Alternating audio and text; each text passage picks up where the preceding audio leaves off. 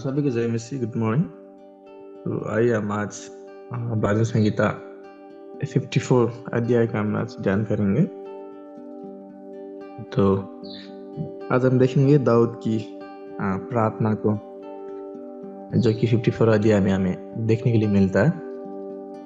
तो मैं चाहूंगा कोई अगर हिंदी में पढ़ पाए तो पढ़ सके तो पढ़ सकता है। बहुत ही छोटा वचन है, 1 से लेकर 7 अध्याय तक है। अगर कोई एक पढ़ेंगे तो फिर हम आगे बढ़ सकते हैं।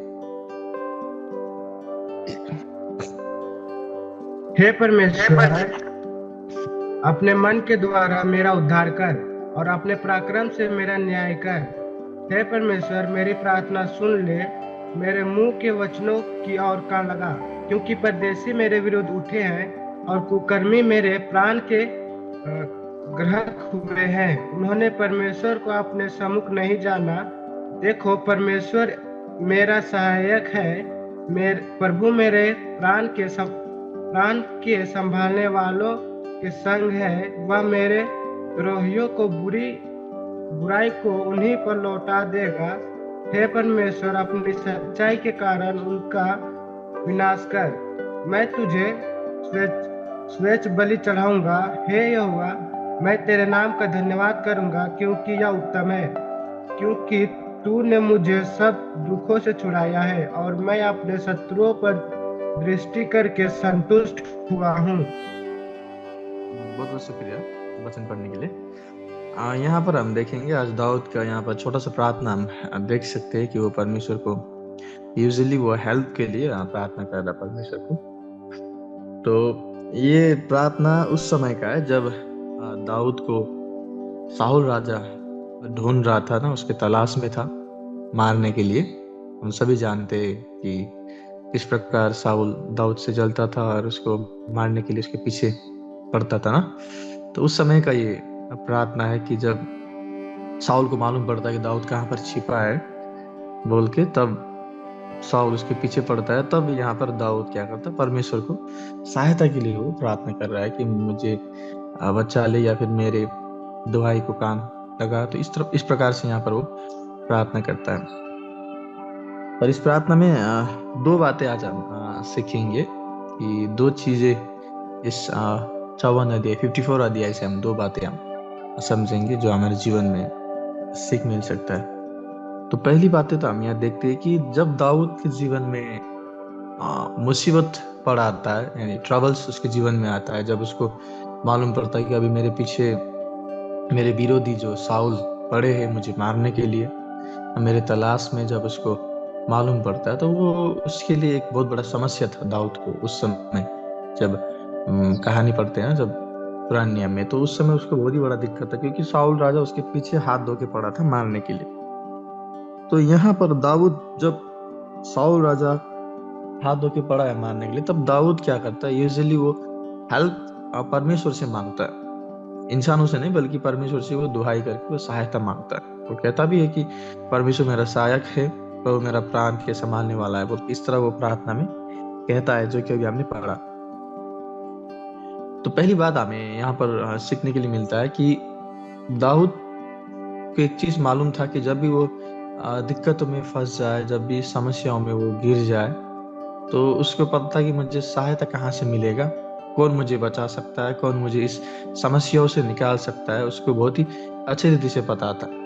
इसीलिए वो क्या करता था, जब भी दिक्कतों में फंसता था तो वो सबसे पहले परमेश्वर को पुकारता था, परमेश्वर से वो सहायता मांगता था कि प्रभु मुझे बचा ले, मेरा उद्धार कर, मुझे मेरे विरोधी लोग मेरे पीछे पड़े हुए हैं, मेरे घात में लगे हुए। इस प्रकार से वो हमेशा जब भी उसके जीवन में दुख और परेशानियां आता था, तो वो परमेश्वर को पुकार के सहायता मांगता था।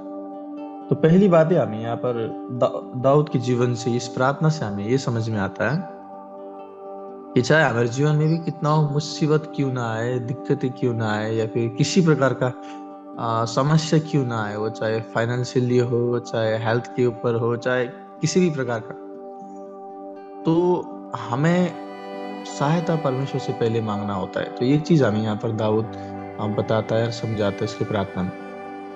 बहुत सारे समय हम क्या करते हैं, जब भी हमारे जीवन में दुख तकलीफें आता है तो हम पहले इंसानों को ढूंढते हैं कि हाँ वो मेरा हेल्प कर सकता है या फिर वो मुझे सहायता कर सकता है। तो पहले हम सहायता इंसानों से ढूंढने लगते हैं, परमेश्वर का हम पुकारते नहीं।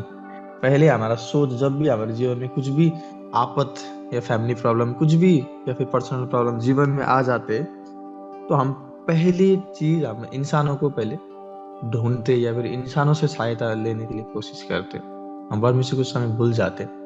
लेकिन यहाँ पर दाऊद को हम देखते हैं कि वो इतना बड़ा मुसीबत में पड़ा है, तो वो चाह रहा था वो इंसानों से भी हेल्प मांग सकता था उस समय में, लेकिन वो ऐसा नहीं करता।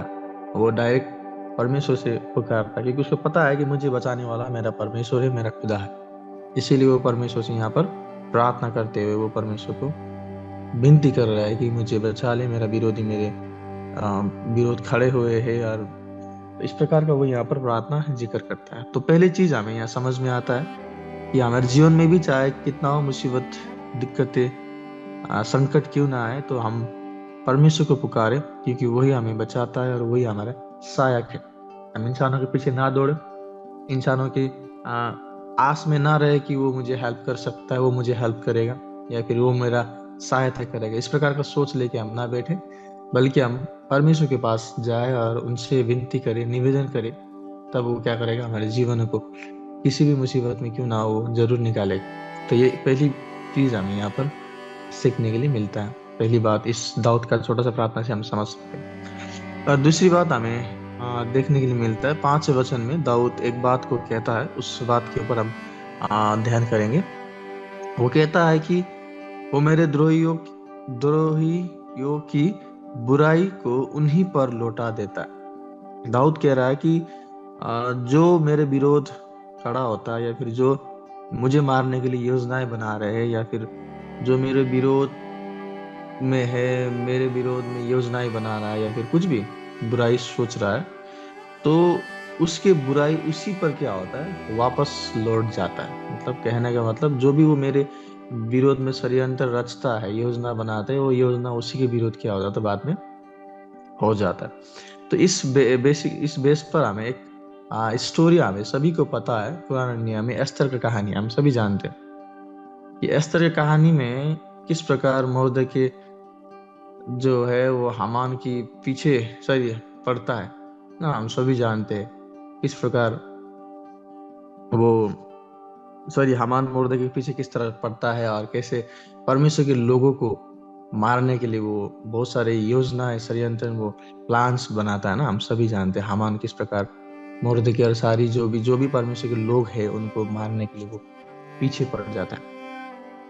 तब वहां पर हम देखते हैं कि कैसे उसका जो बुराई सोच, हामान का जो बुराई सोच है परमेश्वर के लोगों के प्रति, मुर्दे के प्रति, कि उसको टांगना है, एक बड़ा फांसी बनाना है, तो वो जो भी वो प्लान्स, जो बुराई प्लान, योजनाएं जो बनाता है परमेश्वर के लोगों के प्रति और मुर्दे के प्रति, वो सारे चीज बाद में उसी पर क्या होता है, लौट जाता है। मतलब उसी के लिए वो बन जाता है। जो भी उसने मतलब प्लान्स बनाए थे, योजनाएं बनाए थे ना परमेश्वर के लोगों के लिए, मुर्दके के लिए, वो चीज बाद में उसी को हो जाता है। तो वो चीज यहाँ पर दाऊद भी कहता है कि वो मेरे द्रोहियों की बुराई को उन्हीं पर लौटा देता है। तो कहने का मतलब कि जब भी कोई हमारे जीवन में या फिर परमेश्वर के लोगों के प्रति विरोध करता है, कुछ योजना ही बनाता है, तो बाद में वो योजना क्या होता है, उन्हीं पर लौट लौट जाता है, उन्हीं के लिए वो कुछ योजना हो जाता है। जैसे कि हमने हामान के जीवन में देखा किस प्रकार वो परमेश्वर के लोगों के लिए फांसी का फंदा तैयार करता है, स्पेशली मुर्दके के लिए, लेकिन बाद में उस फांसी के फंदे में वही खुद ही पड़ जाता है, वही मर जाता है, जो कि हम जानते हैं। और साथ ही साथ हम अगर देखेंगे ये साउल की स्टोरी में अगर हम जाएंगे, तो साउल भी क्या सोचता है कि मैं अपने हाथों से मैं दाऊद को मारूंगा ना, वो इसीलिए वो दाऊद के पीछे पड़ा रहता है, तलवार लेके या फिर अपने सैनिकों को लेके दाऊद के पीछे, दाऊद को ढूंढते रहता है, और दाऊद हर जगह छिपते फिरता है उससे, साउल से। लेकिन हम देखते हैं कि साउल जो है दाऊद को मारने के लिए पीछे पड़ा रहता है हमेशा ना, अपने हाथों से उसको हत्या करने के लिए। तो साउल खुद उसको मारना चाहता था, दाऊद को।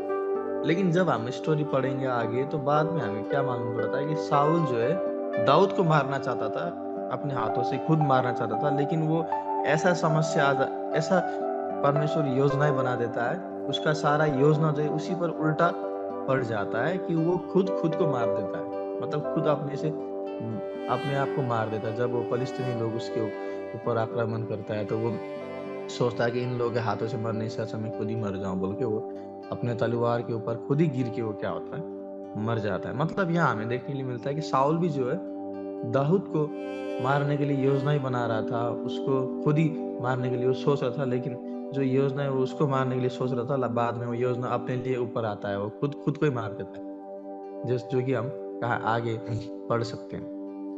ये चीज यहाँ पर दाऊद प्रार्थनाओं में बोल रहा है कि वो मेरे द्रोहियों की बुराई को उन्हीं पर लौटा देता है। मतलब जो भी द्रोही साउल के विरोध खड़ा हुआ वो चीज बाद में उसी के ऊपर हो जाता है। इस प्रकार हमने एस्तर की कहानी में देखा, हामान और मुर्देकी के बारे में, और साथ ही साउल के जीवन में भी हम देख सकते हैं। तो यहाँ से दूसरी बात हमें ये समझ में मिलता है कि हमारे जीवन में भी और परमेश्वर के लोगों के विरोध भी अगर कोई भी खड़ा होता है, कोई भी बुराई लोग करते हैं या कोई भी बुराई के लिए खड़ा होता है, तो वो चीज बाद में उन्हीं पर क्या होता है, वो लौट जाता है, मतलब उन्हीं के ऊपर वो हो जाता है। तो इसलिए हमें घबराना नहीं है। हमारे विरोध चाहे कितना कोई भी खड़ा क्यों ना हो, वो परमेश्वर उनका न्याय चुकाएगा। जिस प्रकार हमने दो स्टोरी को देखा, जो हामान और मुर्दकी और साथ ही साउल के जीवन के बारे में। तो ऐसे परमेश्वर क्या करता है, उनका जो बुराई है उन्हीं पर लौटा देता है। तो इसीलिए हमें दूसरी बात यहाँ पर ये सीखने के लिए मिलता है कि अगर हमारे जीवन में कोई भी, आपके लाइफ में कोई भी ऐसा व्यक्ति, इंसान, कोई भी, अगर आप परमेश्वर में सही है और आपके विरोध कोई लोग खड़ा हुआ है, तो हमें डरने की जरूरत नहीं है, क्योंकि परमेश्वर उनकी बुराइयों को उन्हीं पर लौटा देता है। तो ये चीज यहाँ पर हमें देखने के लिए मिलता है। तो ये दो चीज हमें दाऊद का ये 54 अध्याय क्या, जो इस वचन है जो उन्होंने प्रार्थना किया, इस प्रार्थना में हमें दो चीज देखने के लिए मिलता है।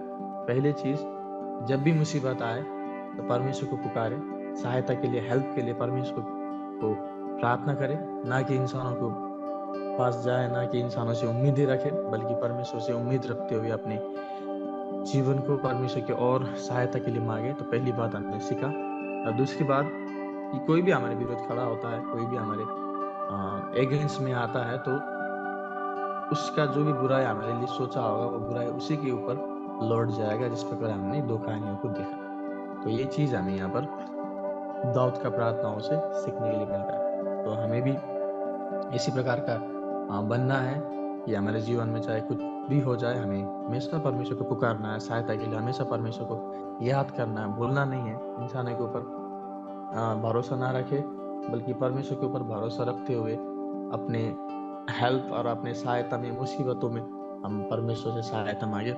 और हमेशा लोग अगर हमारे विरोध खड़ा भी होता है तो कोई टेंशन नहीं, बल्कि परमेश्वर वो सभी चीज़ों को संभालेगा और उनकी बुराइयों को उन्हीं पर लौटा देगा। तो ये चीज़ हमें यहाँ पर देखने के लिए मिलता है 54 अध्याय से। तो आई होप आप लोगों को समझ में आया होगा। तो मैं इस वचन में ये समाप्त करना चाहता हूँ और आए के समय में सर को देना चाहता हूँ। फिर से सभी को जय मसीह।